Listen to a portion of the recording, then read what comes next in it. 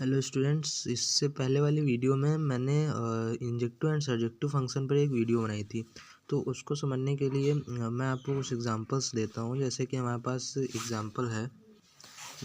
पास यहाँ पे एग्जांपल दिया हुआ है F X is equals to X square. तो हमको ये पता लगाना है कि ये इंजेक्टिव है या सर्जेक्टिव है।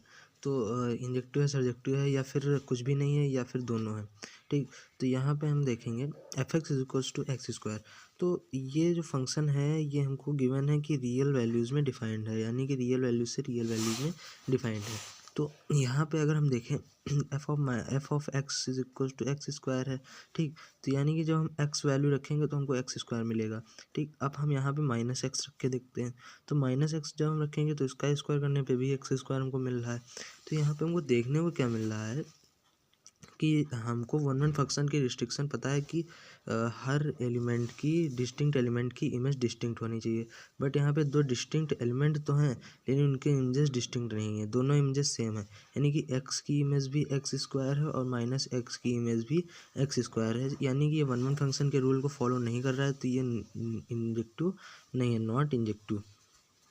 अब हम इसकी सर्जेक्टिविटी की चेकिंग करते हैं। तो सर्जेक्टिव के लिए हमको क्या रेस्ट्रिक्शन था कि हर एलिमेंट जो है जो हमारे कोडोमेन में है, जैसे कि ये हमारा कोडोमेन का सेट है, तो इसमें हमको रियल नंबर में हमको डिफाइन करना है। तो रियल नंबर्स अगर हम इसमें लिखें तो ऐसे ही 1 2 3 डैश डैश डैश, क्योंकि रियल नंबर तो इन्फिनाइट है तो हम उनको तो लिख नहीं सकते।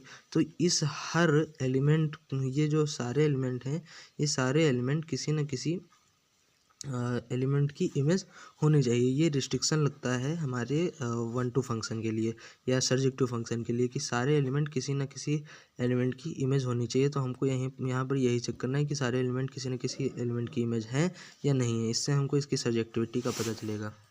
अब जैसा कि हमको पता है कि जो हमारा एक्स स्क्वायर होता है, यानी कि किसी भी रियल नंबर का स्क्वायर जो होता है हमेशा ग्रेटर दैन और इक्वल टू 0 होता है, यानी कि वो कभी निगेटिव में नहीं हो सकता। आप किसी भी रियल नंबर का स्क्वायर करेंगे, अगर वो निगेटिव में भी है, निगेटिव नंबर का भी स्क्वायर, जैसे -2 का स्क्वायर 4 होता है, निगेटिव नंबर का भी स्क्वायर करने पर वो हमेशा रियल वैल्यू मतलब कि पॉजिटिव वैल्यू देता है।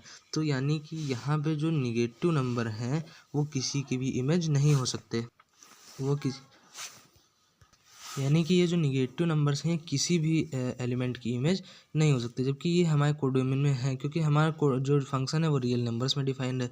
तो कोडोमेन में रियल नंबर सारे होंगे, जिसमें निगेटिव नंबर भी आएंगे जो कि किसी की इमेज नहीं है।